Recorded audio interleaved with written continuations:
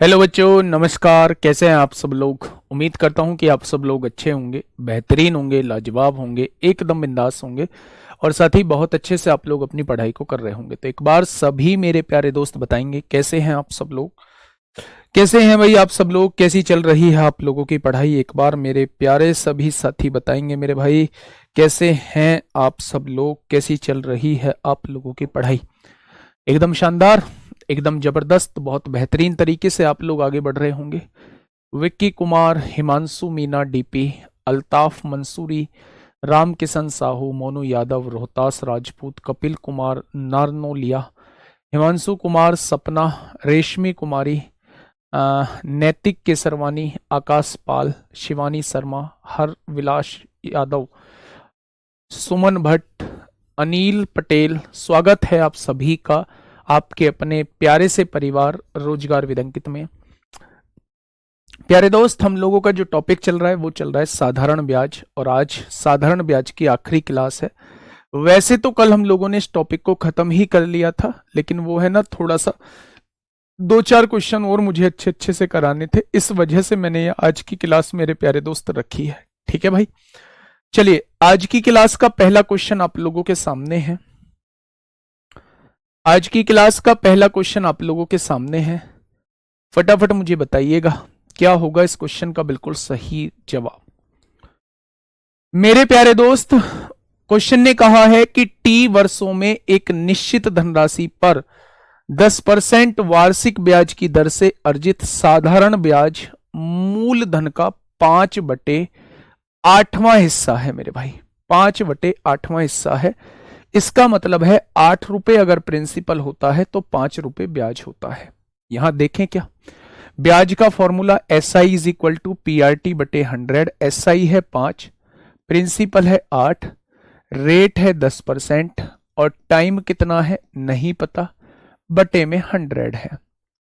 यहां से जब हम लोग टाइम निकालते हैं तो टाइम जो है वो 50/8 आता है। ये हमारा टाइम आ चुका है, यानी कि पहला टाइम जो आता है वो 25/4 आता है। कोई दिक्कत समस्या? आप कहेंगे कोई दिक्कत समस्या नहीं है। यदि ब्याज की दर 10% की 3/4 कर दी जाए, यानी पहले 10% थी, इसकी 3/4 कर दी जाए, यानी कि ब्याज की दर जो है अब वो 15/2% कर दी जाए, और साधारण ब्याज वही रहे, यानी 8 रुपए पर 5 रुपए ही ब्याज लगे, 5 रुपए ही ब्याज लगे 8 रुपए पर। रेट कितना है? 15/2 है। समय हम लोगों को नहीं पता है, बटे में 100 है मेरे भाई। यही तो कह रहा है। तो समय के परिवर्तित मान के बारे में बताइए कि समय में कितना परिवर्तन आएगा। समय में परिवर्तन कितना आएगा? ठीक है मेरे प्यारे दोस्त, यहां से सुनिए, 5 तिया 15, 5 से काटेंगे 20 बार कटेगा, 4 दूनी 8, 4 पंजे 20 हो जाएगा। इस 2 से ये 2 कट जाएगा, 5 पंजे 25 होगा, और ये मल्टीप्लाई में 3 है, इधर आके डिवाइड में 3 हो जाएगा। यानी दूसरा टाइम जो आने वाला है वो 8 सही 1/3 साल आने वाला है। अब ऑप्शन देख लीजिए, ऑप्शन क्या कहना चाह रहा है मेरे भाई। क्वेश्चन ने कहा है यह टी के समान ही रहता है, यानी दूसरा वाला टाइम जो है वो पहले वाले के बराबर ही रहता है। बिल्कुल गलत बात है। पहला वाला 25/4 था, दूसरा वाला 25/3 है। यह समय टी का 3/4 हो जाता है। क्या इसका 3/4 होगा? बिल्कुल गलत है ये बात भी। इसका 3/4 निकालेंगे, ये कभी भी नहीं आएगा। यह बढ़कर 8 सही 1/3 वर्ष हो जाता है। बिल्कुल सही है। बढ़कर कितना हो गया है? 8 सही 1/3% हो गया है। भैया जी ऑप्शन नंबर सी हो जाएगा। बड़ा सिंपल सा क्वेश्चन था लेकिन डरावना लग रहा है। बड़ा सिंपल सा क्वेश्चन था लेकिन डरावना लगना है मेरे भाई। बहुत बढ़िया। तो सवाल का जवाब क्या हो जाएगा?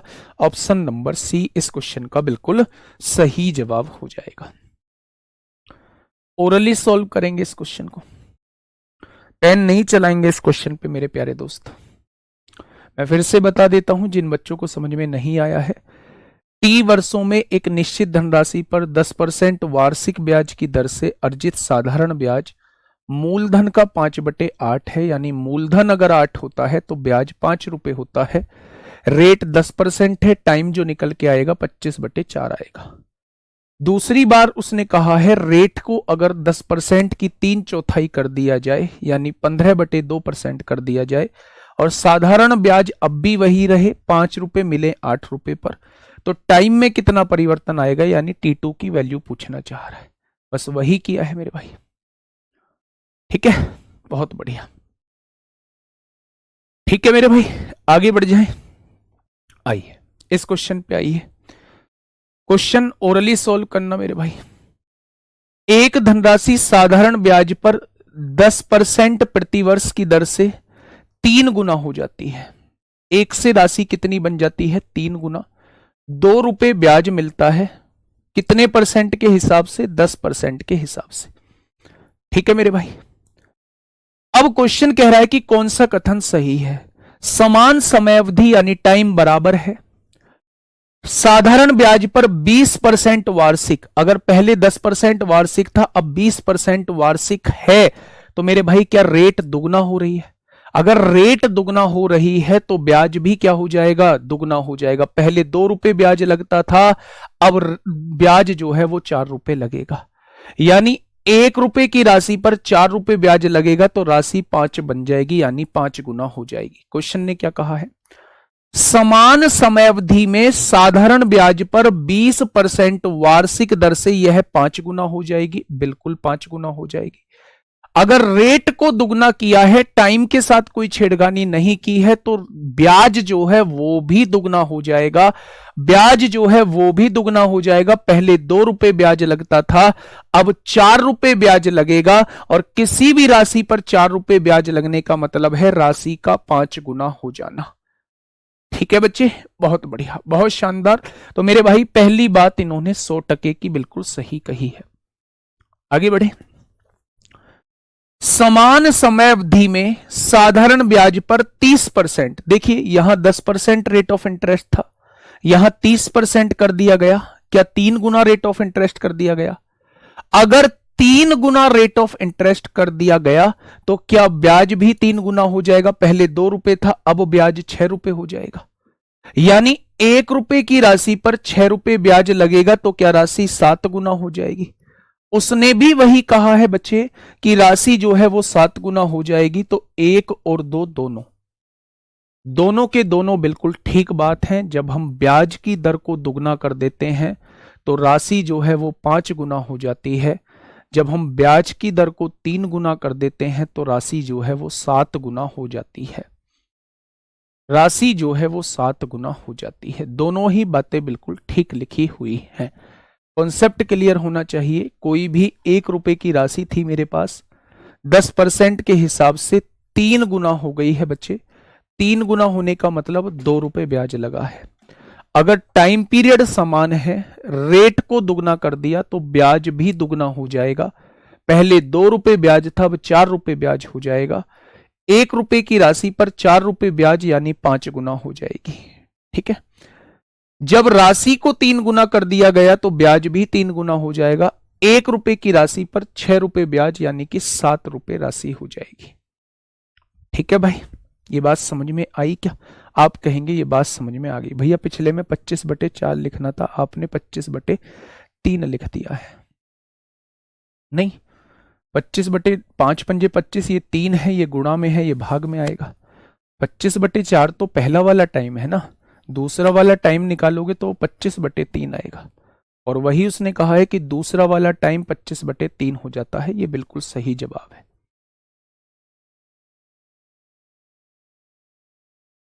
ठीक है, चलिए ऊपर करना भाई।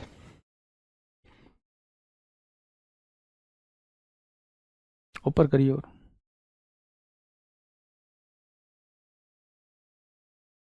चलिए नेक्स्ट क्वेश्चन पे चलिए मेरे भाई। ये दोनों क्वेश्चन हम लोग समझ चुके हैं। थर्ड क्वेश्चन आपके सामने है मेरे प्यारे दोस्त, समझने की कोशिश करिए क्या कहना चाह रहा है मेरे भाई क्वेश्चन। जिनको नहीं पढ़ना है वो मत पढ़िएगा मेरे भाई। सपने आपके हैं, लक्ष्य आपका है, सब कुछ आपका है, और फायदा आपका होगा, सब कुछ आपका होगा मेरे भाई। तो पढ़ना भी आपको ही पड़ेगा। बाकी मुझे बोलने से या मुझे बताने से कोई खास फर्क उस चीज का पड़ेगा नहीं। ठीक है, बेहतर होगा उसी दिमाग को आप जो है क्वेश्चन पे चलाएं जो दिमाग मुझे सलाह देने में आप लोग चला रहे हैं। चलिए मेरे प्यारे दोस्त, मैं अब उस बुक की सेल पर कुछ नहीं कर पाऊंगा, आपको अब थोड़ा सा वेट करना पड़ेगा, और वो बुक 99 में तो अभी नहीं मिलेगी मेरे भाई। ठीक है, उसके लिए आप लोगों से क्षमा मांगूंगा। बताइए क्या होगा इस क्वेश्चन का बिल्कुल सही जवाब। देखिए, अनुज ने सालाना 12% की सामान्य ब्याज दर पर 3 साल के लिए एक योजना में कुछ पैसे निवेश किए। ठीक है, इसके अलावा उसने 2 साल के लिए दूसरी योजना में 3 गुना निवेश किया, यानी जितना पहले निवेश कर रहा था, जितना पहले निवेश कर रहा था उसका 3 गुना निवेश किया है मेरे भाई। आगे बढ़िए। यदि उसने दोनों योजनाओं से समान साधारण ब्याज प्राप्त किया हो तो दूसरी योजना की सामान्य ब्याज दर कितनी थी, वो आपसे ये पूछना चाह रहा है। क्या आपको क्वेश्चन पे पढ़ने से ये आया है ना?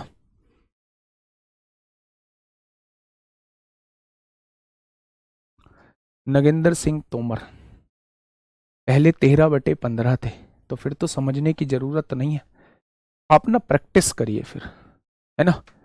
हो जाता है कभी कभी, हो जाता है कभी कभी, हमें किसी और का बहुत अच्छे से समझ आ जाता है, तो फिर आप कंफ्यूज मत होइए, आपके जो है कॉन्सेप्ट जो है वो मिसमैच हो जाएंगे।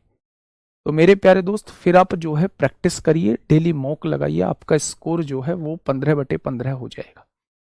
देखिए मेरी बात को थोड़ा सा ध्यान से सुनो। अनुज ने सालाना 12% की ब्याज दर पर 3 साल के लिए एक योजना में कुछ पैसे निवेश किए। मैंने मान लिया अनुज ने पहली राशि P1 राशि का निवेश किया है, 3 साल पे निवेश किया है और 12% पर निवेश किया है, तो क्या उसे साधारण ब्याज ये मिला होगा? प्रिंसिपल गुणा रेट गुणा टाइम बटे 100। ठीक है, वो कह रहा है इसके अलावा उसने 2 साल के लिए दूसरी योजना में 3 गुना निवेश किया। यहां P1 लगाया है तो यहां 3 गुना निवेश किया। रेट ऑफ इंटरेस्ट यहां नहीं पता है, लेकिन यहां 2 साल के लिए निवेश किया, तो क्या यहां ये ब्याज मिला होगा PRT बटे 100। अब उसने कहा है दोनों से ब्याज जो प्राप्त हुआ है वो बराबर प्राप्त हुआ है, साधारण ब्याज जो है वो बराबर है। क्या 100 से 100 कट जाएगा मेरे प्यारे दोस्त? यहां से आप देखेंगे तो 12 तिया ये 36 P1 हो जाएगा, और इज इक्वल टू में 3 दूनी 6 P1R हो जाएगा। P1 से P1 कट जाएगा, 6 गुणा में है, इधर आके भाग में हो जाएगा, तो दूसरी तरफ रेट ऑफ इंटरेस्ट क्या हो जाएगा? 6% हो जाएगा। बस यही आपसे पूछा गया था, बस यही आपसे पूछा गया था। ठीक है, मेरी बात समझ में आई? तो मेरे प्यारे दोस्त, उसने 2 जगह पैसे लगाए हैं, एक जगह वो P1 राशि लगाता है, दूसरी जगह जो है वो इसका 3 गुना राशि लगाता है, 3P1 लगाता है। यहां रेट ऑफ इंटरेस्ट जो है वो 12% है, यहां की रेट ऑफ इंटरेस्ट नहीं पता है, यहां टाइम 3 साल है, यहां टाइम 2 साल है, दोनों से मिलने वाला ब्याज जो है वो बराबर है, यानी दोनों जगह हमें PRT बटे 100 को बराबर लिखना है। बस इतनी सी बात प्यारे दोस्त हम लोगों को करनी थी। ठीक है, नेक्स्ट क्वेश्चन पे आइए, नेक्स्ट क्वेश्चन पे आइए, क्वेश्चन नंबर 72। क्वेश्चन नंबर 72, फटाफट बताइए क्या होगा इस क्वेश्चन का बिल्कुल सही जवाब। देखिए, विजय 3 राष्ट्रीयकृत बैंकों में कुल 27,950 रुपए जमा करता है। तीनों बैंक जिस दर से ब्याज देती हैं उसमें 4-5-6 का अनुपात है, यानी तीनों बैंक इस रेशो में ब्याज दर देती है मेरे भाई। वह बैंकों में जितने समय के लिए रुपया जमा करता है वो इस रेशो में इतने समय के लिए रुपया जमा करता है। यदि उसे तीनों बैंकों द्वारा समान ब्याज प्राप्त हुआ हो, तीनों से जो ब्याज प्राप्त हुआ है वो समान ब्याज प्राप्त हुआ है, तो उसने कितने रुपए बैंकों में जमा किए थे वो आपसे ये पूछना चाह रहा है। अच्छा एक बात बताइए, अगर मैं कहूं यहां ये क्या दी हुई है, ये ब्याज दर आप लोगों को दी हुई है। ध्यान से सुनना मेरे प्यारे दोस्त, मैंने मान लिया पहले बैंक में उसने P1 राशि इन्वेस्ट की थी, दूसरे बैंक में उसने P2 राशि इन्वेस्ट की थी, तीसरे बैंक में उसने P3 राशि इन्वेस्ट की थी। ठीक है, उसने दिया हुआ है रेट का रेशो आप लोगों को दिया हुआ है बच्चे, रेट का रेशो आप लोगों को दिया हुआ है। पहले की रेट ऑफ इंटरेस्ट 4 है, दूसरे की रेट ऑफ इंटरेस्ट 5 है और तीसरे की रेट ऑफ इंटरेस्ट 6 है।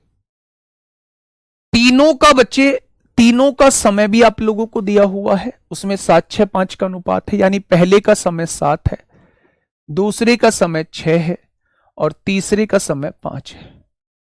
PRT/100, यहां भी PRT/100, ये तीनों से प्राप्त ब्याज हो जाएगा। और उसने कहा है तीनों से प्राप्त ब्याज जो है वो समान ब्याज प्राप्त होता है, यानी तीनों ब्याज बराबर दिए हुए। क्या तीनों जगह से 100 कट जाएगा? तो आपने कहा जी बिल्कुल कट जाएगा।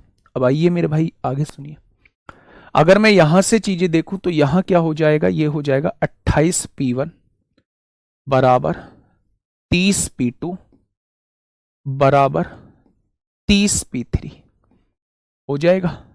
2 से काटेंगे तो 14 P1 हो जाएगा, 2 से काटेंगे तो 15 P2 हो जाएगा और 2 से काटेंगे तो 15 P3 हो जाएगा। क्या इस बात में किसी को कोई दिक्कत? तो आप कहेंगे जी कोई दिक्कत नहीं है। अगर मैं आपसे P1 रेशो P2 यानी इनके प्रिंसिपल का रेशो निकालना चाहता हूं तो कैसे निकालते हैं? ये बात मैंने आपको रेशो में बताई थी कि जब 3 वैल्यूज बराबर दी गई हों और आपको पहली वाली वैल्यूज निकालनी हो तो इन दोनों की गुणा कर देना, 15-15 225। जब आपको दूसरी वाली वैल्यू निकालनी हो तो इन दोनों की गुणा कर देना, 15 चौका 60, 15 एकम 15 6 21 हो जाएगा। जब आपको तीसरी वैल्यू निकालनी हो तो इन दोनों की गुणा कर देना, ये आपकी राशि का अनुपात निकल के आ जाएगा। मेरे प्यारे दोस्त, अगर मैं आपसे राशि का अनुपात पूछूं तो आप क्या बताने वाले हैं? 45 42 42 आ जाएगा। फिर से काटेंगे ये तो 15 14 14 आ जाएगा। तो तीनों की राशि का अनुपात ये है, बाद की दोनों राशि जो है वो बराबर आ रही है। उसने कहा उसने कितने रुपए बैंकों में जमा किए, तो आप यहां देख लीजिए मेरे भाई, मेरे हिसाब से पहली राशि जो है बाद की दोनों राशि किस में बराबर आ रही है? इसमें बराबर नहीं आ रही है, इसमें बराबर नहीं आ रही है, इसमें बराबर नहीं आ रही है। तो आंसर क्या हो जाएगा? नन ऑफ दीज हो जाएगा। ठीक है, अब आप एक बार ये समझिए, अगर आपको एग्जैक्ट आंसर निकालना है तो मेरे प्यारे दोस्त, पहले को मिलने वाली राशि 15, दूसरे को 14 29, 29 और 14 कितना हो जाएगा? 43 हो जाएगा। क्या तीनों में बटने वाली राशि 43 है? उसने बांटी कितनी है? 27,950 रुपए। तो एक पार्ट की वैल्यू निकाल दीजिए, एक पार्ट की वैल्यू 6 × 18 को 8, 6 × 24 और 1 25 हो जाएगा। 6 बार कटेगा, 6 × 18 को 8 हासिल 1, 6 × 24 और 1 25 हो जाएगा। 258 है तो यहाँ 21 बचेगा, 215 43 पंजे 215, एक बराबर 650 आ जाएगा। तो मेरे प्यारे दोस्त, हाँ मेरे प्यारे दोस्त, 15 की वैल्यू कितनी हो जाएगी? पहली राशि आ जाएगी 15 0 0, 15 पंजे 75 को 5 हासिल 7, 15 छिक्का 90 और 7 97। 14 की वैल्यू 14 0 0, 14 पंजे 70 को 0 हासिल 7, 14 चिंग 84 और 7 84 और 7 91 हो जाएंगे क्या? और तीसरी राशि भी 91 हो जाएगी। ये मेरे प्यारे दोस्त आंसर हो जाएगा। ठीक है, मेरी बात समझ में आई? और ये मैं कहता हूं कि ये बहुत इंपॉर्टेंट क्वेश्चन है, चारों तरह के लोगों के लिए बहुत इंपॉर्टेंट है, चारों तरीके के बच्चों के लिए बहुत इंपॉर्टेंट है मेरे भाई। ऐसे क्वेश्चंस को आप लोग एक बार प्रैक्टिस में जरूर कर लेंगे। ठीक है, वो तो खैर आप अपने एंड पे डिसाइड कर सकते हैं कि आपको किसकी प्रैक्टिस करनी है किसकी नहीं करनी है, लेकिन मेरे प्यारे दोस्त मैं अपनी तरफ से बता देता हूँ क्या इंपॉर्टेंट है। अब आपकी मर्जी है, आप मानना चाहें तो मान सकते हैं, ना मानना चाहें तो फिर कोई बात ही नहीं है ना। देखिए मेरी बात को ध्यान से सुनिए, एक व्यक्ति 3 राष्ट्रीयकृत बैंकों में पैसा जमा करता है, तीनों में अलग अलग पैसा जमा करता है। मैंने मान लिया P1 P2 P3 जमा करता है, उनके रेट का रेशो जो दिया हुआ है वो 4 5 6 दिया हुआ है। यानी यहाँ 4% के हिसाब से, यहाँ 5% के हिसाब से, यहाँ 6% के हिसाब से। टाइम का रेशो जो है वो 7-6-5 दिया हुआ है, यानी यहाँ 7% के हिसाब से, यहाँ 6% के हिसाब, 6 साल के लिए, यहाँ 5 साल के लिए।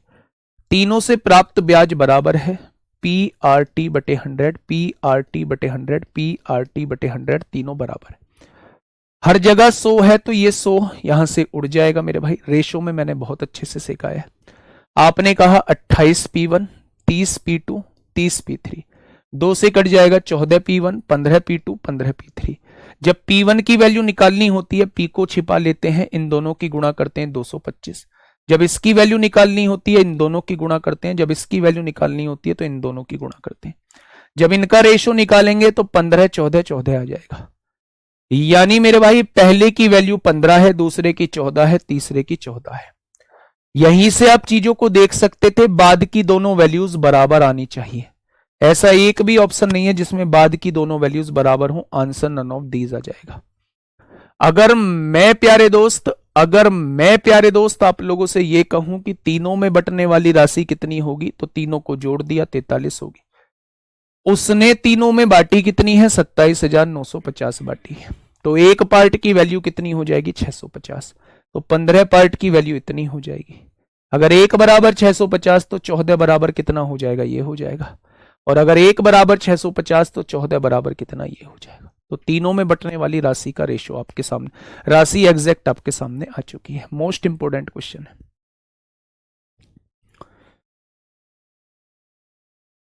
बताइए सर, इस बैच से मैथ पढ़कर यूपी पुलिस कांस्टेबल के क्वेश्चन तो चुटकियों में हो जा रहे हैं।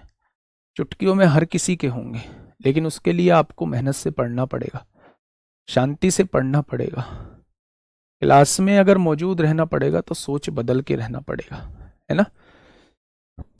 बताइए क्वेश्चन नंबर 73 आपके सामने। आप यकीन नहीं करोगे, अभी टेलीग्राम खोलो, उस पे एनटीपीसी का एग्जाम चल रहा है। रोज मेरे पास कम से कम 10-15 मैसेज आते होंगे, है ना। मैथ्स में भैया कुछ नहीं बचा, सारा का सारा क्लास से आ गया, सारा का सारा क्लास से। तो आप थोड़ा सा भरोसा रखिएगा, आपके भी यही मैसेज आ रहे होंगे, ये मैं आपसे वादा करता हूँ। लेकिन पर उसके लिए थोड़ा सा मेरे साथ बने तो रहिएगा, चीजों को तो समझते रहिएगा, थोड़ी सी कोशिश तो करते रहिएगा मेरे भाई। चलिए, 2379 रुपए 3 हिस्सों में इस प्रकार बांटे जाते हैं कि उनकी राशि 2, 3, 4 वर्ष के बाद 5% के हिसाब से साधारण ब्याज की दर से बराबर हो जाती है।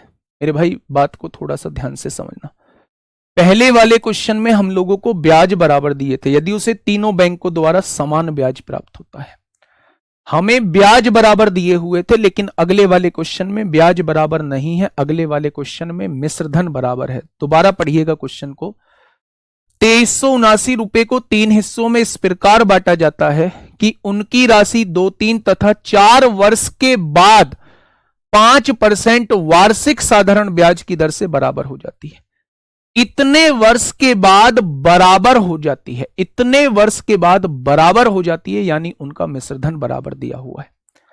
अच्छा, आप क्या मुझे बता सकते हैं मिश्रधन होता क्या है? तो आप कहेंगे कि हमें प्रिंसिपल में ब्याज जोड़ना होता है, प्रिंसिपल में ब्याज जोड़ना होता है। पहले का प्रिंसिपल P1 है, दूसरे का प्रिंसिपल P2 है और तीसरे का प्रिंसिपल P3 है। मैंने इसको P1 राशि दी, इसको P2 राशि दी, इसको P3 राशि दी। मुझे 2379 रुपए 3 लोगों में बांटने हैं। पहले को P1 राशि दे दी, दूसरे को P2, तीसरे को P3। अब मिश्रधन बराबर दिया है तो ये मूलधन है, इसमें ब्याज जोड़ना पड़ेगा, इसमें भी ब्याज जोड़ना पड़ेगा। ब्याज होता है PRT बटे 100, प्रिंसिपल है P1, रेट कितना है 5% और समय कितना है पहले का 2 साल बटे में 100। क्या ये इसका ब्याज हो जाएगा? बहुत बढ़िया। दूसरे की राशि है P2, रेट है 5%, समय दे रखा है 3 वर्ष। क्या ये इसका ब्याज हो जाएगा? बहुत बढ़िया। तीसरे की राशि है P3, समय दे रखा है 4 वर्ष और रेट दे रखी है 5%। क्या ये इसका ब्याज हो जाएगा? बिल्कुल। मूलधन में ब्याज जोड़ा होगा मिश्र धन, मूलधन में ब्याज जोड़ा होगा मिश्र धन, और मूलधन में ब्याज जोड़ा होगा मिश्र धन, और मिश्र धन बराबर दिया हुआ है 100 P1 और 10 P1 110 P1 आ जाएगा ऊपर, बटे में 100 है, 100 P2 और 15 P2 115 P2 आ जाएगा, और बटे में कितना है 100 है, 100 P3 और 20 P3 120 P3 आ जाएगा, और बटे में कितना है 100 है, 100 उड़ जाएगा, यहां से उड़ जाएगा क्या, 5 से काटेंगे 22 बार, 5 से काटेंगे 23 बार, और 5 से काटेंगे 24 बार। आप मुझे P1 ratio P2 ratio P3 बता दो, तीनों में बटने वाली राशि कितनी हो जाएगी, फटाफट बताएंगे। जब P1 की वैल्यू निकालनी होती है, इन दोनों की गुणा 23 चौका 92 को 2 हासिल 9, 23 दूनी 46 और 9 55 हो जाएंगे, ठीक है। जब इसकी वैल्यू निकालनी होती है, इन दोनों की गुणा 24 दूनी 48 को 8 हासिल 4, 24 दूनी 48 4 52 हो जाएंगे। जब इसकी वैल्यू निकालनी होती है तो इन दोनों की गुणा 22 दिया 66 को 6 हासिल 6, 22 दूनी 44 और 6 50 हो जाएंगे। क्या ये बात समझ में आ गई? यानी मेरे हिसाब से तीनों में बटने वाली राशि कितनी हो जाएगी, 8 6 14 2 16 को 6 हासिल 1, 2 5 2 7 और 1 8 हो जाएगा। या फिर इसे काट लीजिए अभी तो, 2 दूनी 4 2 सत्ते 14 2 छिक्का 12, 2 दूनी 4 2 छिक्का 12 2 चौका 8, 2 दूनी 4 2 पंजे 10 2 तिया 6। अब मेरे भाई क्या कटेगा, नहीं, 6 और 4 10 और 3 13 को 3 हासिल 1, 7 और 1 8 6 14 5 19 को 9 हासिल 1, 2 और 2 4 793। मेरे हिसाब से 793 बाटी है, उन्होंने कितनी बाटी है, 2379 बाटी है। एक पार्ट की वैल्यू कितनी हो जाएगी, 3 हो जाएगी। एक पार्ट की वैल्यू जो है वो 3 हो जाएगी। तो उसने पूछा है पहला हिस्सा यानी 276 पार्ट की वैल्यू पूछना चाह रहा है। 6 तिया 18 को 8 हासिल लगा 1, 7 तिया 21 और 1 22 यानी option number D, option number D.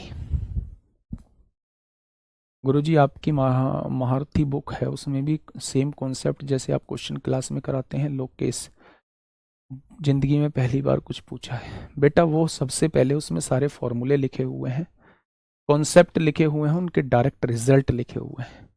अगर आपको डेमो देखना है तो डेमो एप्लीकेशन पे पड़ा हुआ है, ठीक है मेरे भाई, तो एक बार आप डेमो देख लीजिए। ये बात समझ में आई? ये क्वेश्चन वो है, आज ये दोनों क्वेश्चन नए लाया हूं और दोनों क्वेश्चन मोस्ट इंपोर्टेंट है।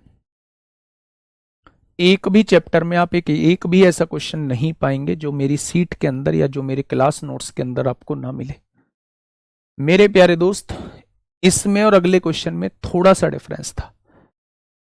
पिछले क्वेश्चन में साधारण ब्याज बराबर दिया है, इसलिए मैंने पीआरटी बटे 100 को बराबर लिखा है। यहां अमाउंट बराबर दिया, इतने साल बाद बराबर राशि मिलती है यानी अमाउंट बराबर दिया है। यहां अमाउंट जो होता है वो प्रिंसिपल प्लस ब्याज होता है, प्रिंसिपल प्लस ब्याज, प्रिंसिपल प्लस ब्याज तीनों का बराबर दिया हुआ है। 100 P1 plus 10 P1 110 P1, 100 P2 plus 15 P2 115 P2, 100 P3 और 20 P3 120 P3 हो जाएगा। यहां से बस हमने रेशो निकाला है, ठीक है। तो ये दोनों क्वेश्चन बहुत इंपॉर्टेंट है, प्लीज ऐसे क्वेश्चन को जो है वो थोड़ा सा दिमाग में सेट रखिएगा। मैंने रेशो निकाल लिया, 100 100 100 कट गया, 5 से काटा 22 बार, 23 बार 24। इसकी वैल्यू निकालनी है, इन दोनों की गुणा कर दो। इसकी वैल्यू निकालनी है, इन दोनों की गुणा कर दो। इसकी वैल्यू निकालनी है, इन दोनों की गुणा कर दो। रेशो निकालो, आपके सामने ये आ जाएगा। मेरे हिसाब से तीनों में बटने वाला पैसा इतना है, उसने इतना दिया है, 1 बराबर 3। तो पहला हिस्सा पूछा है यानी 276 में गुणा कर दो, ठीक है। इंस्टॉलमेंट बेटा सीआई के साथ करूंगा। क्वेश्चन नंबर 74, क्वेश्चन नंबर 74, फटाफट बताइए क्या होगा इस क्वेश्चन का बिल्कुल सही जवाब। क्वेश्चन नंबर 74 आपके सामने है, बताइए। हाँ, 110 कैसे आया बेटा, देखना पड़ेगा वो। देखो 100 P1 हो गया, एलसीएम लेंगे ना, 100 P1 हो गया प्लस 10 P1 110 P1, 100 P2 हो गया प्लस 15 P2 115 P2, 100 P3 हो गया प्लस 20 P3, 120 P3, ऐसे आया है। इस क्वेश्चन का जवाब दीजिए मेरे भाई। कितनी क्लास और लगेंगे एसआई में? आज लास्ट है, कल से सीआई चलेगा आप लोगों का, कल से सीआई चलेगा। देखिए, स्कीम बी में निवेशित धन स्कीम ए में निवेशित धन का 3 गुना है। स्कीम बी में निवेशित धन स्कीम ए का निवेशित धन का 3 गुना है, यानी स्कीम ए में 1 रुपया इन्वेस्ट होता है तो स्कीम बी में 3 रुपए इन्वेस्ट होते हैं। स्कीम ए में निवेशित राशि 4 वर्ष के लिए है, ये वाली 4 साल के लिए है, ये वाई है भाई 4 साल है, 8% साधारण ब्याज पर है, ये 8% साधारण ब्याज पर है। तथा स्कीम बी में निवेशित राशि 2 वर्ष के लिए है, 2 ईयर है, और ये 13% वार्षिक ब्याज पे है, 13% वार्षिक ब्याज पे है। यदि दोनों स्कीमों से कुल 1320 रुपए साधारण ब्याज प्राप्त हुआ हो, दोनों स्कीमों से कुल 1320 साधारण ब्याज प्राप्त हुआ हो, मैंने दोनों स्कीमों का मूलधन मान लिया ये। अच्छा, यहां से ब्याज कितना मिलेगा? मूलधन प्लस रेट, रेट कितना है? 13 है, और प्लस टाइम बटे 100। क्या ये साधारण ब्याज मिलेगा? यहां से कितना साधारण ब्याज मिलेगा? प्रिंसिपल है 1 आर, रेट है 8%, टाइम है 4 साल बटे में 100। क्या दोनों से प्राप्त ब्याज कितना दे रखा है? 1320 रुपए दे रखा है। आपने कहा बिल्कुल दे रखा है। क्या ये बात समझ में आई? तो आप कहेंगे जी बिल्कुल समझ में आ गई। अच्छा, एक बात मेरी ध्यान से समझिए, ठीक है। यहां देखेंगे 13 दूनी 26, 26 तिया 78 आर हो जाएगा, प्लस 18 चौक 72 आर हो जाएगा, और ये 100 डिवाइड में है, इधर आके मल्टीप्लाई में हो जाएगा। 1320 में 100 की मल्टीप्लाई करेंगे तो ये हो जाएगा। कोई दिक्कत? अब हां,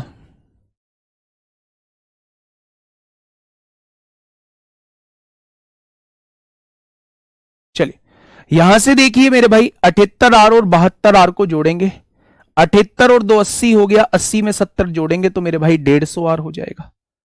और यहां कितना है? 1,32,000 आप लोगों को दिया हुआ है। मेरे प्यारे दोस्त, समझे या नहीं? बात को दोबारा से समझिएगा। स्कीम बी में निवेशित धन जो है वो स्कीम ए में निवेशित धन का 3 गुना है, यानी कि मेरे भाई जितना जो है, यहां ध्यान से सुनिएगा, जितना धन ए में निवेश किया जाता है उसका 3 गुना धन जो है वो बी में निवेश किया जाता है। 3 गुना धन बी में निवेश किया जाता है। स्कीम ए में निवेशित राशि 4 वर्ष के लिए है, इसमें 4 वर्ष के लिए है, 8% साधारण ब्याज पर है, तथा स्कीम बी में निवेशित राशि 2 वर्ष के लिए है, 13% साधारण ब्याज पर है। दोनों से प्राप्त ब्याज जो है वो 1320 दिया है। मूलधन कितना है? 3 आर है। समय कितना है मेरे भाई? 2 साल है। और मूलधन कितना, दर कितनी है? 13%, पी आर टी बटे 100 हो जाएगा। यहां पी आर टी बटे 100 दोनों से प्राप्त 1320 है। यहां देखेंगे मेरे भाई, 13 तिया 39, 39 दूनी 78 आर हो जाएगा मेरे भाई। अगर यहां से देखें 8 चौक, अच्छा ये 8 चौक 32 हो जाएगा। यहां देखेंगे 8 चौक 32 आर हो जाएगा। मेरे प्यारे दोस्त, ये 100 डिवाइड में है, इधर आके गुणा में हो जाएगा। हो जाएगा क्या? तो आप कहेंगे जी बिल्कुल हो जाएगा। 78 में 32 जोड़ेंगे कितना होगा? 78 और 2 80, 80 और 30 110 आर हो जाएगा।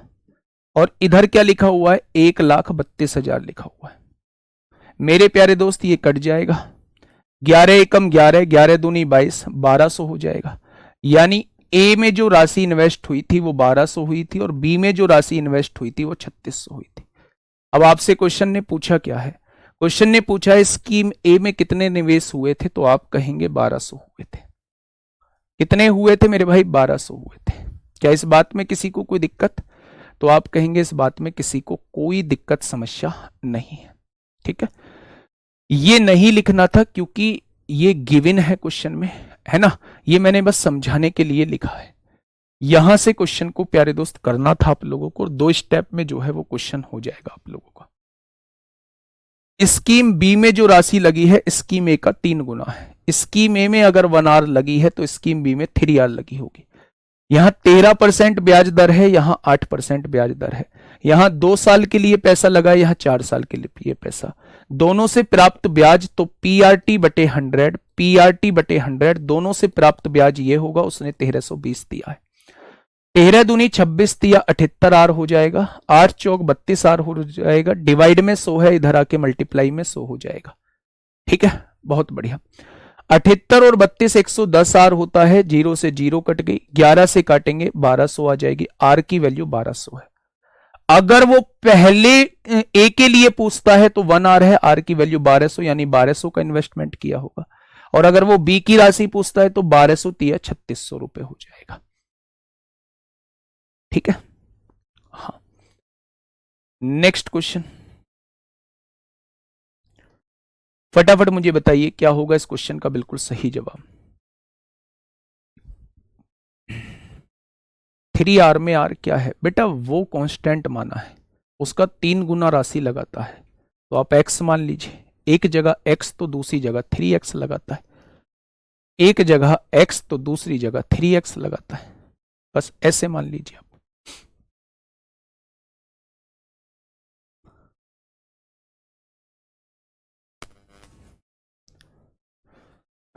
कहीं आप माइनस करते हैं, कहीं आप प्लस करते हैं। अच्छा, आप इस बात को मुझसे मत पूछो, मुझे आप इस बात को उल्टा समझा दो कि ये क्या लिखा हुआ है। इस लाइन को पढ़ के मुझे बताइए कि ये क्या लिखा हुआ है।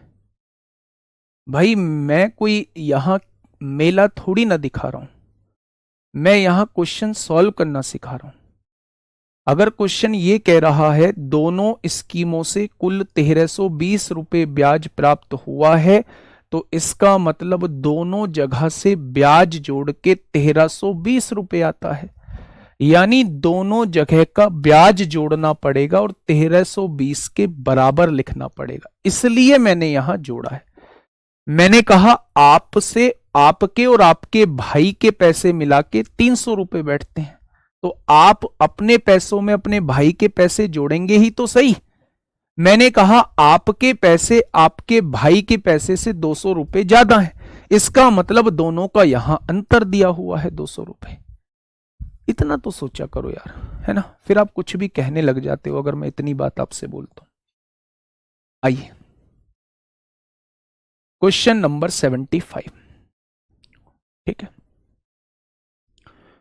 मनोज की आयु 5 वर्ष है। मनोज कितने साल का है? 5 साल का। बेटा क्वेश्चन पे थोड़ा सा ध्यान देना।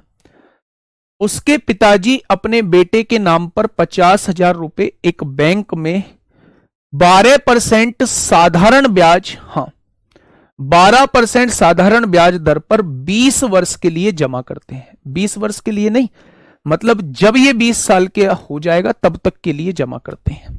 ठीक है, यह तय किया जाता है कि बैंक ब्याज में से मनोज को 300 रुपए पढ़ाई खर्च के लिए प्रति माह देगी तथा 100 रुपए प्रति माह उसके जेब खर्च के लिए देगा। 300 रुपए तो उसकी पढ़ाई खर्च का खर्चा होगा, 100 रुपए जो है उसका जेब खर्चा होगा, यानी बैंक हर महीने 400 रुपए देगी। तो 12 महीने में यानी 1 साल में बैंक उसे 4800 रुपए खर्चे के देगी। क्या ये बात क्लियर हो गई? तो आपने कहा जी ये बात क्लियर हो गई। 4800 रुपए हर साल जो है बैंक उसे देगी। आगे बढ़ना, जब वह 20 वर्ष का होगा तब बैंक से कितने रुपए उसके द्वारा प्राप्त किए जाएंगे? जब वो 20 वर्ष का होगा। अभी वो कितने वर्ष का है? 5 वर्ष का। मूलधन कितना जमा किया है? 50,000। रेट कितना है? 12%। समय कितना है? 5 वर्ष का है। जब वो 20 वर्ष का होगा तो समय हो जाएगा 15 वर्ष। तो इस 15 साल में उसे ब्याज कितना मिलेगा ये मुझे बता दीजिए। तो आपने कहा 12 पंजे 60, 6,000 रुपए गुणा 15, यानी कि उसे 90,000 रुपए ब्याज मिलना होगा 15 साल का। 90,000 रुपए उसे ब्याज मिलना होगा कितने साल का? तो आप कहेंगे 15 साल का। 50,000 उसके जमा हुए थे, यानी उसे जो राशि मिलेगी वो 1,40,000 रुपए मिलेगी। कितनी मिलेगी? 1,40,000 रुपए उसे मिलेगी। लेकिन हर महीने बैंक 4800 रुपए देता है। ऐसा 15 साल तक वो देगा, क्योंकि अभी वो 5 साल का है, 20 साल तक देगा तो टोटल 15 साल देगा। तो एक साल में 4800 रुपए बैंक का खर्चा आ रहा है, तो 15 साल में बैंक का खर्चा कितना आ जाएगा? 1500, 1500, 15 अट्ठे 120 को जीरो, हासिल लगे 12, 15 चौका 60 और 12 कितना हो जाएगा? 72,000 रुपए हो जाएगा। यानी मेरे भाई बैंक जो है इसमें से 72,000 रुपए जो है अपने खर्चे के काट लेगा। बैंक जो है 72,000 रुपए जो है अपने खर्चे के काट लेगा। काट लिए क्या? अब क्वेश्चन ने बचा है कितने रुपए उसके द्वारा प्राप्त किए जाएंगे। उसके बैठे थे टोटल 1,40,000 रुपए, बैंक ने 72,000 रुपए अपने काट लिए, तो बैंक जो पैसा देगा उस व्यक्ति को क्या 68,000 रुपए देगा? तो इस क्वेश्चन का जवाब आ जाएगा कि उसके द्वारा प्राप्त राशि कितनी हो जाएगी? तो आप कहेंगे 68,000 रुपए हो जाएगी। क्या ये बात समझ में आई? 50,000 रुपए जमा किए थे, रेट ऑफ इंटरेस्ट 12% थी, 15 साल का पैसा मिलेगा, क्योंकि अभी वर्तमान में वो 5 साल का है, 20 साल तक उसे देखना है, तो 15 साल का पैसा मिलेगा। तो 15 साल का कितना पैसा मिल जाएगा? 90,000 रुपए ब्याज, 50,000 रुपए उसकी रकम, यानी टोटल 1,40,000 रुपए उसे मिलता। लेकिन मेरे प्यारे दोस्त 300 रुपए उसकी पढ़ाई में खर्च होते हैं, 100 रुपए उसका जेब खर्च, यानी हर महीने 400 रुपए, तो 12 महीने में 4800 रुपए, यानी एक साल में वो 4800 रुपए खर्च करता है। तो मेरे प्यारे दोस्त 15 साल में वो कितना खर्च कर देगा? तो आप कह देंगे 15 साल में वो 72,000 रुपए खर्च कर देगा। ठीक है, तो आंसर कितना हो जाएगा? आंसर हो जाएगा मेरे भाई, आंसर कितना हो जाएगा? 68,000 हो जाएगा। ठीक है बेटा, 15 यहां से आया, ये 5 वर्ष का है। क्वेश्चन ने कहा है 20 वर्ष का जब होगा तो केवल 15 साल ही तो बैंक ब्याज देगा, यहां से 15 आया। चलिए नेक्स्ट क्वेश्चन नंबर 76, बताइए क्या होगा इसका बिल्कुल सही जवाब। मीना ने एक बैंक से कार के लिए 2,75,000 रुपए का ऋण लिया। मीना ने एक बैंक से कार के लिए 2,75,000 रुपए का ऋण लिया। उसने 8% प्रतिवर्ष की दर से ब्याज का भुगतान किया, जो 3 साल बाद तय हो गया, यानी 3 साल बाद 8% के हिसाब से पूरा भुगतान किया जाएगा। पूर्ण भुगतान के समय उसने अपना पुराना स्कूटर बैंक को दे दिया और 3,35,000 रुपए की राशि का भुगतान किया। पूर्ण भुगतान के समय स्कूटर की कीमत क्या थी, वो आपसे ये पूछना चाह रहा है। अच्छा, ऋण कितने का लिया है? तो आप कहेंगे 2,75,000 रुपए का ऋण लिया है। अच्छा, किस रेट से लिया है? 8% के हिसाब से। कितनी साल बाद देने का तय हुआ है? 3 साल बाद का। तो 3 साल का ब्याज कितना बैठ जाएगा? तो आपने कहा जी 3 साल का ब्याज बैठ जाएगा जी 8 24,00, 24 पंजे 120 को जीरो, हासिल 12, 24 सत्ते 168 और 12 180 को जीरो, हासिल 18, 24 दूनी 48, 48 और 18 कितना हो जाएगा? 66, यानी 66,000 रुपए ब्याज बैठ जाएगा। ठीक है, 2,75,000 रुपए उधार लिए हैं, 8% के हिसाब से लिए हैं। ठीक है, 8 साल के लिए 8% के हिसाब से लिए, 3 साल बाद चुकाएगा, तो उन 3 साल में मेरे भाई 66,000 रुपए ब्याज बैठ जाएगा। यानी उसकी टोटल रकम 2,75,000 रुपए उधार लिए थे, 66,000 रुपए ब्याज के हो गए, तो 6 5 11 को 1 हासिल 1, 7 7 14 को 4 हासिल 1, यानी 3,41,000 रुपए हो गई। उसने 3,41,000 में से 3,35,000 रुपए जो है वो उसको दे दिए। अब बैंक ने कहा भैया जी 6,000 रुपए बचे, 6,000 रुपए दो जल्दी फटाफट। वो बोला भैया 6,000 नहीं है, 6,000 का स्कूटर ले लो। 55,000 है, कहीं गड़बड़ी हुई है क्या? नहीं, 6,000 का स्कूटर ले लो। तो उसने कहा स्कूटर की कीमत क्या थी, स्कूटर की कीमत 6,000 हो जाएगी। कहीं गड़बड़ी हुई है हम लोगों से, देखना भाई। 2,75,000 है, 8% के हिसाब से 3 साल का। मल्टीप्लाई में क्या गड़बड़ी हुई है, आप मल्टीप्लाई आठती है 24 जीरो जीरो, 24 पंजे 120 को जीरो हासिल 12, 24 सत्ते 168 होते हैं और 12 180 को जीरो हासिल 18, 24 दूनी 48 और 18 कितने, 8 8 16 को 6 हासिल 1, 4 और 1 5 और 1 6 हो जाएगा 66,000। 2,75,000 जोड़े तो 3,41,000 हो जाएगा। 3,41,000 में से 3,35,000 उसने दे दिए हैं, तो 6,000 का स्कूटर हो जाएगा। तो स्कूटर की कीमत ही पूछी है, तो वो क्या हो जाएगा, है ना। तो मेरे प्यारे दोस्त ये 66,000 जब हम इसमें जोड़ेंगे तो ये 3,41,000, इसमें से इसे माइनस कर देंगे तो 6,000 का स्कूटर हो जाएगा। ठीक है, चलिए। 400 को 12 से इसलिए गुणा किया था क्योंकि एक महीने का खर्चा था, एक साल का खर्चा 4800 हो जाएगा, 15 साल का खर्चा इतना हो जाएगा। आइएगा क्वेश्चन नंबर 77। क्वेश्चन नंबर 77 बताइए फटाफट। देखिए, एक व्यक्ति ने साधारण ब्याज पर बैंक से 7,000 रुपए की राशि उधार दी। 3 साल बाद उन्होंने बैंक को 3,000 रुपए का भुगतान किया और 5 साल के अंत में, ये 5 साल है, उन्होंने 5450 रुपए का भुगतान किया और अपने सभी बकाया राशि को साफ कर दिया। ब्याज दर ज्ञात कीजिए। ब्याज दर क्या होगी मेरे भाई। साधारण ब्याज के केस में आप एक चीज याद रखना, मान लो मैंने किसी बैंक से 10,000 रुपए उधार लिए और साधारण ब्याज पे उधार लिए। मैंने 10,000 रुपए उधार लिए और साधारण ब्याज पे उधार लिए। मान लो मैं बीच में 3,000 रुपए जमा कर देता हूं, तो वो मेरे मूलधन में से कम होंगे, ब्याज के साथ कोई छेड़खानी नहीं होगी। जबकि चक्रवृद्धि ब्याज में ऐसा नहीं होता है। अगर आप 3 साल बाद वापस कर रहे हैं तो पहले टोटल राशि जुड़ेगी, उसमें से 3 साल बाद जितने आपने जमा किए हैं वो कम होंगे, फिर आगे उसके आगे उस पर ब्याज लगेगा। ठीक है, क्वेश्चन ने कहा है एक व्यक्ति ने साधारण ब्याज पर 7,000 रुपए की राशि उधार ली। कितनी राशि उधार ली है, 7,000 की। 3 साल बाद उन्होंने बैंक को 3,000 रुपए का भुगतान कर दिया।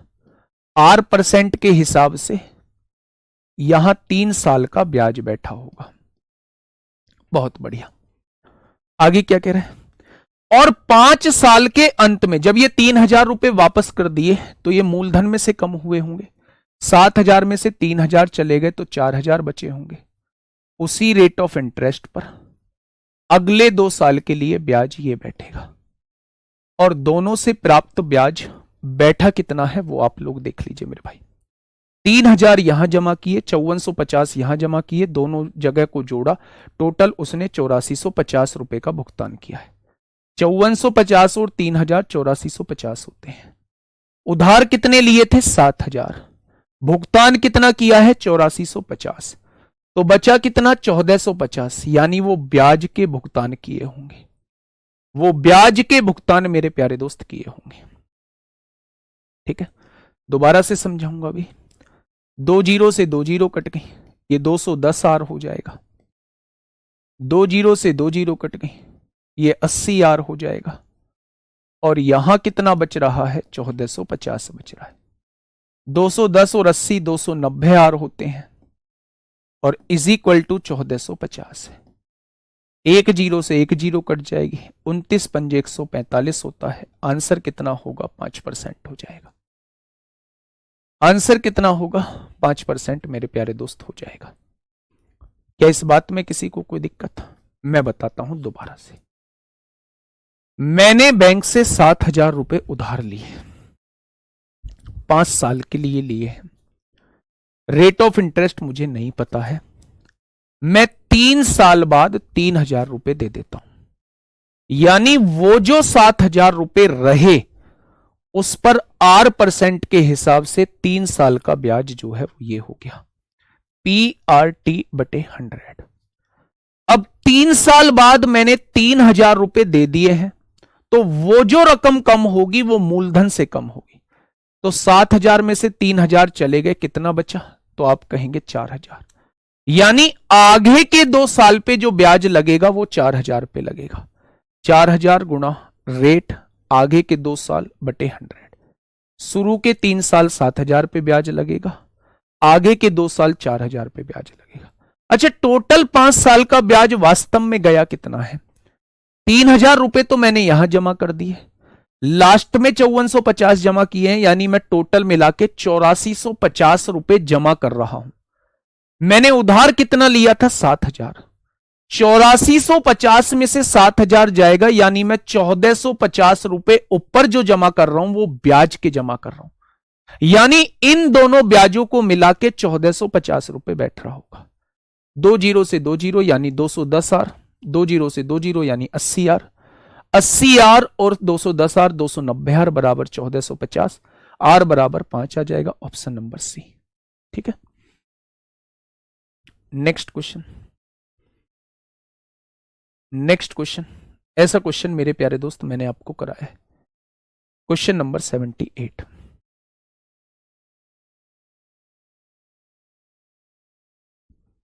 Question number 78।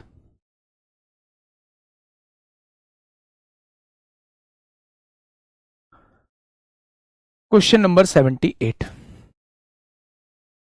बताइए क्या कहना चाह रहा है क्वेश्चन मेरे भाई।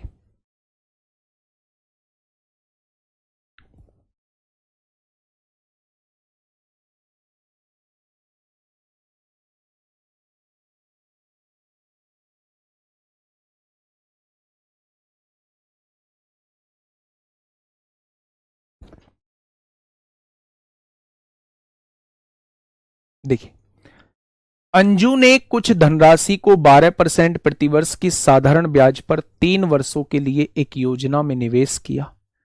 इसके अलावा उसने दूसरी योजना में 2 साल के लिए 3 गुना निवेश किया। यदि उसने दोनों योजनाओं से समान साधारण ब्याज अर्जित किया तो दूसरी योजना की, भाई अभी तो कराया, शायद रिपीट ही हुआ है। 6% आया था इसका आंसर, 6% शायद इसका आंसर आया था मेरे भाई, 6% शायद इसका आंसर आया था। ये रहा, यहां अनुज था वहां अंजू है। 12% 2 साल के लिए दूसरी योजना में 3 गुना निवेश किया, बिल्कुल वही क्वेश्चन है। तो ये क्वेश्चन जो है वो रिपीट हो गया है मेरे प्यारे दोस्त, एक बार इस क्वेश्चन को देख लेना। ये आज ही मैंने क्वेश्चन कराया है मेरे भाई। ठीक है, नेक्स्ट। ऐसे भी क्वेश्चन मैं करा चुका हूं, ये लास्ट क्वेश्चन है और 80 क्वेश्चन मैं आपको होमवर्क में दूंगा मेरे भाई। बेटा 3,000 एक बार जमा किए, 5450 एक बार जमा किए, दोनों को जोड़ोगे ऋषभ तो 8450 रुपए आएगा। देखिए, ब्याज की दर पहले 2 वर्षों के लिए 6% है। 6% के हिसाब से 2 वर्षों का ब्याज कितना हो जाएगा? 12% हो जाएगा। अगले 3 वर्षों के लिए 10% है, अगले 3 वर्षों के लिए 10% है, यानी 3 साल का ब्याज 30% हो जाएगा। 5 वर्षों के बाद, टोटल 5 वर्ष हो चुके हैं बच्चे, ठीक है, 5 वर्षों के बाद की अवधि के लिए 12% है, यहां 12% है मेरे भाई। 5 वर्ष के बाद की अवधि कितनी है? यदि एक व्यक्ति को 7 वर्षों के बाद, टोटल 5 वर्ष है, बचे 2 वर्ष, तभी तो 7 वर्ष होंगे, यानी इन 2 वर्षों में जो ब्याज मिलेगा वो 24% मिलेगा। 4 और 2 6, 66% आप लोगों को 7 साल का ब्याज मिलेगा। मिलेगा क्या? तो आप कहेंगे जी बिल्कुल मिलेगा। उसने कहा है साधारण ब्याज के रूप में 12,771 रुपए प्राप्त होते हैं। 66% की वैल्यू 12,771, तो 1% की वैल्यू इतनी है, तो 100% हमारा मूलधन आ जाएगा। उसने कितनी राशि निवेश की वो आपसे यही पूछना चाह रहा है। ठीक है, 11 एकम 11, 1 बचेगा, 11 एकम 11, 6 बचेंगे, 11 छिंग 66, 11 एकम 11, 11 छिंग 66 होगा। 2 से काटेंगे 50 बार, 2 से काटेंगे 3 बार, 3 तिया 9, 3 अट्ठे 24, 3 सत्ते 21, 38,700 का आधा 19,350 हो जाएगा। ठीक है मेरे भाई, ऐसे क्वेश्चंस हम लोग कर चुके हैं। ये रहा प्यारे दोस्त आपके सामने आखिरी क्वेश्चन। मेरे प्यारे दोस्त, मैंने पूरी कोशिश की है कि मैं आपको चीजें जो है वो बहुत अच्छे से समझा पाऊं, बहुत अच्छे से चीजें आपके दिमाग में सेट कर पाऊं, और शायद मैं उस चीज में कामयाब भी हुआ हूं। 95% 98% लोगों के दिमाग में मैं चीजों को डाल पाया हूं मेरे भाई। 1-2% बच्चे हो सकते हैं जिन्हें मेरे प्यारे साथी कुछ चीजें समझ में नहीं आई हैं, लेकिन मैं उनके लिए भी ये कहता हूं कि अगर वो मन से क्लास करेंगे तो मेरे प्यारे दोस्त छूटेगा कुछ भी नहीं। मेरी थोड़ी सी आदत रही है शुरुआत से ही कि जब भी मेरे प्यारे दोस्त जब भी मेरे प्यारे दोस्त किसी चैप्टर को कराता हूं तो उसमें हर एक वो क्वेश्चन मेरे प्यारे दोस्त मैं कराने की कोशिश करता हूं जो ट्रेंडिंग में मेरे प्यारे दोस्त बना हुआ है। ठीक है, कोशिश करिएगा थोड़ी सी, मुश्किल कुछ भी नहीं है। अगर हम पहली बार अप्रोच कर रहे हैं या अभी तक हम लोगों का मैथ्स वीक था तो चीजें जरूर थोड़ी सी मुश्किल हो सकती हैं, लेकिन बार बार अगर मेहनत करेंगे तो कुछ भी मुश्किल नहीं लगेगा। कल से हम लोग सीआई स्टार्ट करेंगे, थोड़ी सी प्रैक्टिस आज ही कर लीजिएगा, लगभग 50 क्वेश्चन खुद से लगा लीजिएगा, एक कॉन्फिडेंस आप लोगों को इसमें आ जाएगा। ठीक है, आज के लिए इतना ही। ओके, टाटा, बाय बाय।